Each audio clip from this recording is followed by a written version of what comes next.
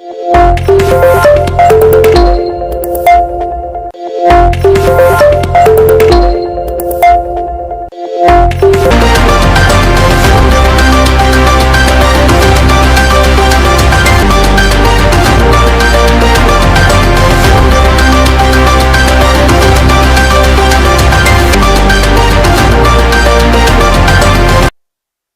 evening and welcome. You're on to Aspheric TV, and this is the evening news wrap-up.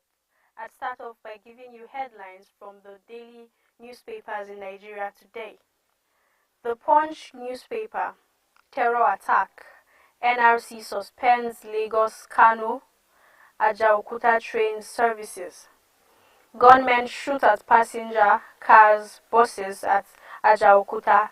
6 vigilantes feared killed. Travelers panic.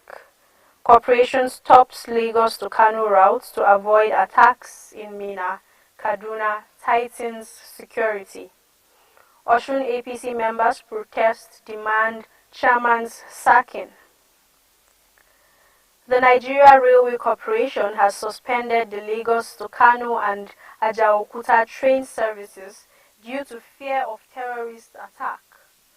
Multiple sources in the Ministry of Transportation and the NRC confided in one of our correspondents that the train services would not resume until the security along the Lagos to Kano route and the Ajaokuta train station was guaranteed. The Guardian newspaper: operational challenges hamper 5G deployment this month. Spectrum trading could be on the card. MTN may spend $28 million on 127 new sites, targets 5 cities before year end. Few days to the deployment of the 5th generation 5G network in Nigeria, investigations have shown that the licenses, MTN Nigeria and Mafab Communications, may not be ready to deploy the service from August 24th as a result of lingering infrastructural and licensing challenges. This day newspaper: Shettima will be equitable, just, inclusive if elected. ETA: it will be disastrous if Tinubu loses presidential poll, says Peter Obi will get Southeast, South-South votes. Accuses Khan of being PDP religious wing. The vice presidential candidate of the All Progressives Congress (APC), Senator Kashim Shettima, has assured Nigerians that if elected, the Bola Tinubu administration would be inclusive, just and fair to all Nigerians, irrespective of tribal, religious, or political affiliation. The Nation newspaper: Lagos-Kano top registration. Ekiti, Bayelsa, Yobe, Gombe have list voters. INEC begins cleanup of voter register. The Independent National Electoral Commission (INEC) is set to scrutinize the preliminary voter register for revalidation. The goal, according to sources close to the electoral agency, is to clean up the register, detect and eliminate double registration. The Daily Trust newspaper: travelers stranded as dollar shortage hits banks. I can't access Forex to attend to my health abroad. Patient. Fake applications our nightmare. Banks. We are tackling the meaners. CBN. The Nigerians are finding it increasingly difficult to access the United States dollar at the Central Bank of Nigeria's official rates for eligible transactions. Daily Trust findings revealed. Worst affected are those traveling abroad who are experiencing delays in accessing business travel allowance (BTA), personal travel allowance (PTA), and monies to pay for medicals and others. Moving on to today's headlines. Terrorists release 5 Abuja to Kaduna train passengers. Obi Chwari. If anything happens to me, hold Peter Obi. Sam Omaseye cries out. Ayu's removal, single term. Wike lists demands to back Atiku Abubakar's presidential bid. Buhari should have been impeached 7 years ago, says Kachiku. Gunmen kill 86-year-old ex-railway staff, abducts rector in Kaduna. $418 million debt.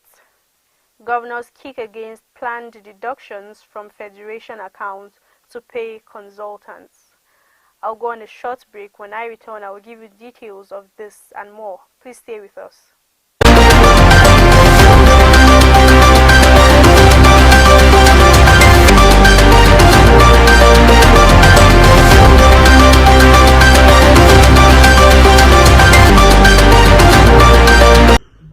Welcome to Aspheric News. Thank you so much for your support. Thank you for those who have subscribed to our channel. We are happy to have you on our channel. Thank you so much for all your support. But please, for those who have not subscribed, we are begging you, subscribe to our channels. Please subscribe. Please, we are begging you, subscribe to our channel. And while subscribing, do not forget to click on the notification button, the button around it. Don't click for you to get our notification whenever we're on live program, wherever we're covering a live program, wherever we are giving you a news update, whenever we post a new content to our channels. Please do not forget to follow us on our social media handles. On Facebook, official at Aspheric News, on Instagram, Aspheric News, on Twitter, and Aspheric News, on LinkedIn, and Aspheric News. Please, thank you so much for your huge support.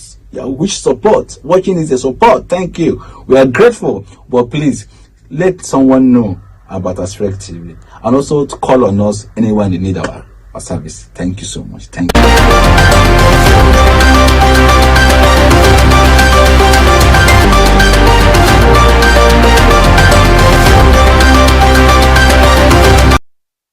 Now the news.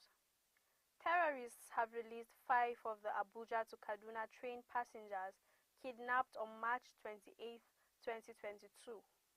A female and 4 males were let go days after the terrorists released a disturbing video torturing some of them. Daily Trust quoted popular Kaduna-based publisher Tukur Mamu as saying that among those released is a medical doctor at the Usman Danfodio University Teaching Hospital, Sokoto, Professor Mustafa Umar Imam. He said other passengers who were released are Akibu Lawal, Abubakar Ahmed Rufai, Mukhtar Shuaibu, and Sidi Aminu Sharif. Recall that Mamu, who voluntarily engaged in negotiating the release of the victims but backed out due to threats to his life, had said that Imam was shot in captivity by the terrorists. Mamu advised the government to quickly negotiate the release of the remaining victims in captivity due to their current condition. He also called on the authorities to dialogue with the terrorists, insisting that there is nothing dialogue and negotiation could not achieve. Veteran journalist Sam Omaseye has accused supporters of the presidential candidate of the Labour Party, Peter Obi, of threatening to kill him. Recall that Omaseye had on Monday published an opinion piece in The Nation titled Obituary, where he took a swipe at Obi, a former Anambra State governor. In a tweet on Tuesday, Omaseye asked Peter Obi to call his supporters to order. According to the journalist, the presidential candidate will be held responsible if anything happened to him. He tweeted, "Mr. Peter Obi, call your supporters to order. They are calling and issuing death threats. If anything happens to me, you will be held responsible." The camp of Governor Nyesom Wike of Rivers State has listed demands that must be met before it would back the presidential candidate of the People's Democratic Party, PDP, Atiku Abubakar, and his running mate, Governor Ifeanyi Okowa of Delta State. Recall that the decision of the party's presidential candidate, Atiku Abubakar, to pick Governor Ifeanyi Okowa as his running mate snubbing a selection committee that had recommended Governor Nyesom Wike, had thrown the main opposition party into crisis. Moves to reconcile aggrieved party members will top the agenda as members of the PDP Board of Trustees and National Working Committee meet today, which could set the stage for a face-to-face conversation between two warring gladiators, Nyesom Wike and Atiku Abubakar. The meeting, it was gathered, would consider demands of the aggrieved Wike-led camp, who insists on the removal of the national chairman of the opposition party, Iyorchia Ayu. The camp of Governor Nyesom Wike of Rivers State has listed demands that must be met before it would back the presidential candidate of the People's Democratic Party, Atiku Abubakar.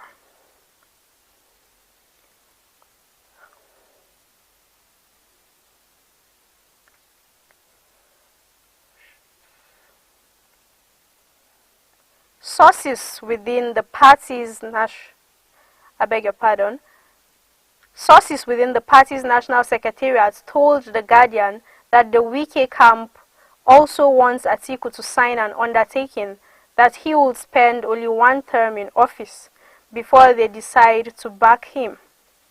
Also on the list of demands to be considered by the Board of Trustees are that all members of the Wike team will be considered for appointment should the party win the presidential election next year.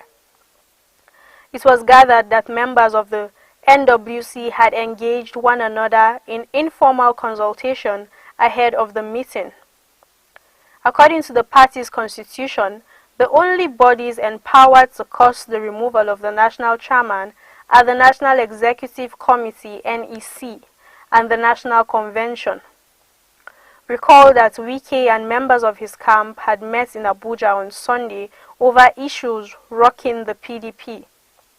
Those at the meeting included Governor Wike, Seyi Makinde of Oyo State, Ikeze Ipiazu of Abia State, Samuel Otom of Benue State, and Ifeanyi Ugwanyi of Enugu State.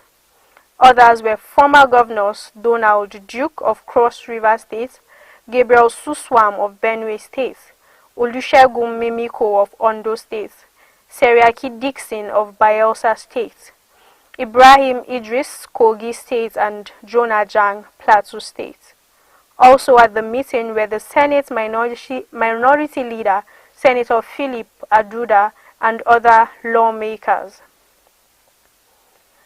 Bandits have attacked the Federal School of Statistics, Manchok, in Kaura local government area of Kaduna State, kidnapping the rector and two other residents.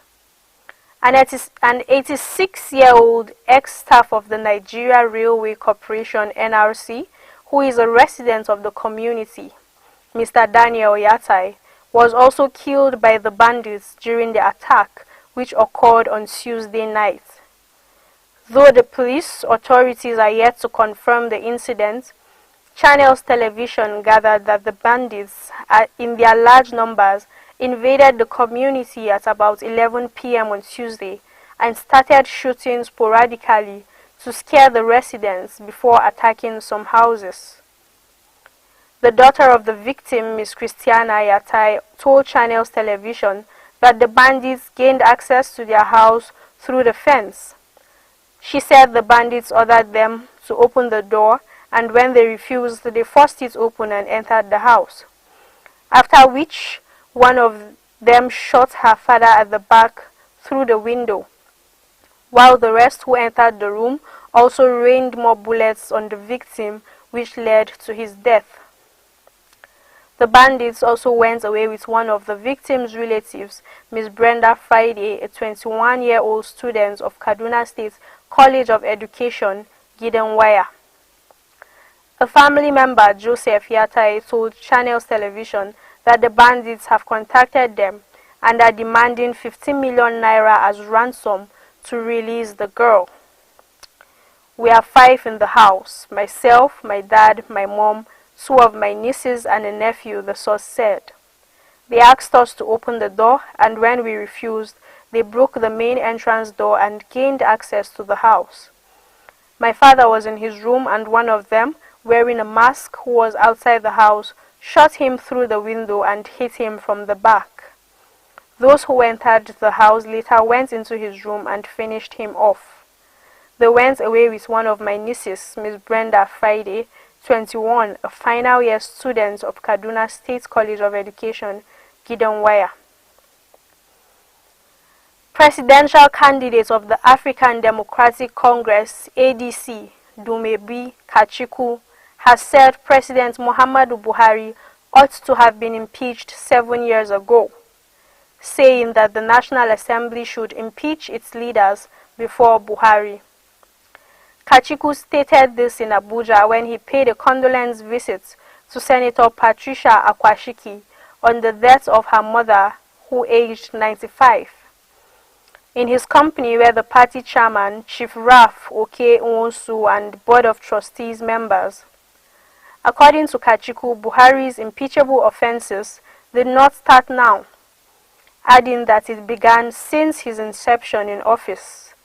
He said the president ought to have been impeached 7 years ago in his first year of office. His failures didn't start today. It started then. All the impeachable offences National Assembly wants to list now, 7 years ago we should have listed these impeachable offences. There's nothing different. If they are doing it now, it means they have made Nigerians suffer for nothing. Thousands dead, tens of thousands displaced, and the economy has collapsed. Our streets flow with the blood of the innocent. Our borders are porous for terrorists. Our farms are no longer existent. We now sell human organs as one of our main businesses in Nigeria. Kidnapping is on the rise. There's no area you can say this president has done well. Whatever impeachable offense we are talking about now has existed for the last couple of years. Why today? It's self-serving. According to Vanguard, Kachiku urged the National Assembly to impeach its leaders before Buhari, alleging that they were complicit in his stay in office. His words, before they impeach the president, they ought to impeach the leadership of the National Assembly, who are complicit in the failures of the president. Government is shared responsibilities. They ought to impeach them so that we know those people who supported him to stay this long, and they ought to leave so that we have a new era of leadership who can usher us into the next level.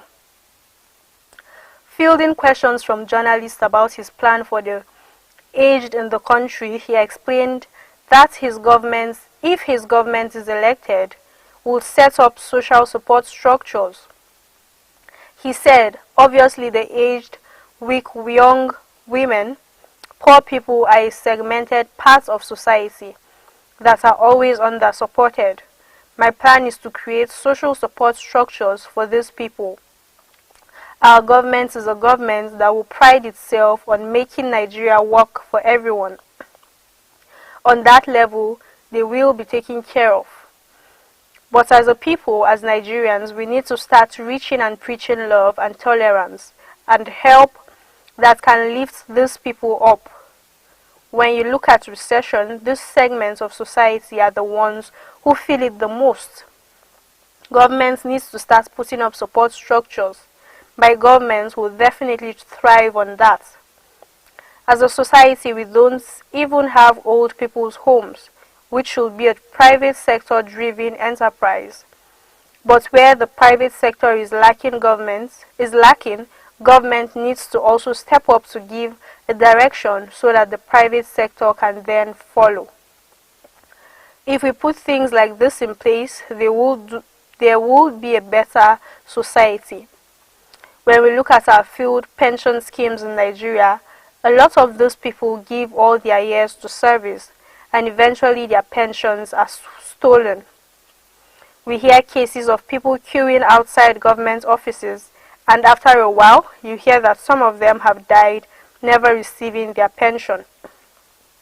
These are all horror stories we hear from people suffering from failed government policies. We need to address the situation.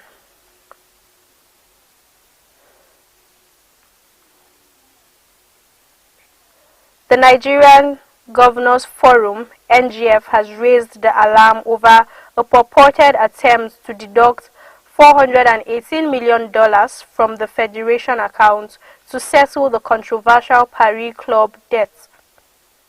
The governors said this in a letter dated August 1st and addressed to Boss Mustapha, Secretary to the Government of the Federation (SGF). They alleged that the plan is spearheaded by Abubakar Malami, Attorney General of the Federation (AGF), and Zainab Ahmed, Finance Minister. The attention of the NGF has been drawn to yet another attempt by the Attorney General of the Federation and the Ministry of Finance to circumvent the law and the recent judgments of the Supreme Court by surreptitiously securing the approval of the FEC to effect payments of the sum of $418 million to 4 contractors who allegedly executed contracts in respect of the Paris Club refunds to the states and local governments. The letter, signed by Kayode Fayemi, NGF Chairman and Governor of Ekiti, reads, "It will be recalled that an earlier approval of Mr. President under the instrumentality of the AGF and HMF to pay the said sum to the contractors through the issuance of promissory notes had met stiff resistance by the 36 state governors who approached the court for redress through their Attorney General. The matter is currently pending on appeal at the Court of Appeal in Abuja for hearing." Significantly, the governors said that while the appeal is pending, one of the contractors, who is a beneficiary of the promissory notes for $142,028,941,000, Nigeria's appeal as lacking in merit. The Supreme Court had on the occasion made clear that neither the NGF account has done in this case. The Supreme Court specifically held on page 43 that the funds belonging to a state, as the case may be, and disbursed expended by the state strictly in the manner and for the purposes prescribed in the Constitution, the local government, according to the governors, 219,000 and 200 for Orizu and Olaiton Bello, who are also beneficiaries of promissory notes by the Debt Management Office. Claims by the other contractors, including Dr. Ted Isigohi Edwards, 159 billion, and Ned Nwoko, 68,658,192,000, and Panic Alert Security Systems, 47,831,920,000. These cases are pending and no steps ought to be taken to enforce the judgments and alter the status quo until the matters are fully determined. A caveat issued to restrain all parties concerned and the public from dealing or honoring promissory notes issued had earlier been published, the NGF added. The purpose and essence of the definitive pronouncements by the Supreme Court is that none of the contractors recommended for payment of the sum of $418 million by the AGF and HMF can be so paid because the contracts and payments relied upon were not processed as prescribed by the Constitution and the law. The funds certainly cannot be assessed through the Federation account as vigorously pursued by the AGF and HMF. FEC may also wish to note that the undue haste in which the payment of the contractors in the Paris Club refund has been pursued and processed by the AGF and HMF has already created the impression in the discerning minds of the public that it would appear that the interest of contractors takes precedence over and above the welfare and interest of the general public, whom the senior officials of government had sworn to defend and protect. Over the years, the controversial payments of $418 million to consultants over the Paris Club refund had become a contentious issue between the three tiers of government. That's the news. My name is Daber Gifts. Please follow us on all of our social media platforms. On Instagram and Twitter, we are Aspheric News. On Facebook, we are official Aspheric News. And please subscribe to our YouTube channel. We are Aspheric TV on YouTube. Thanks for watching. Bye.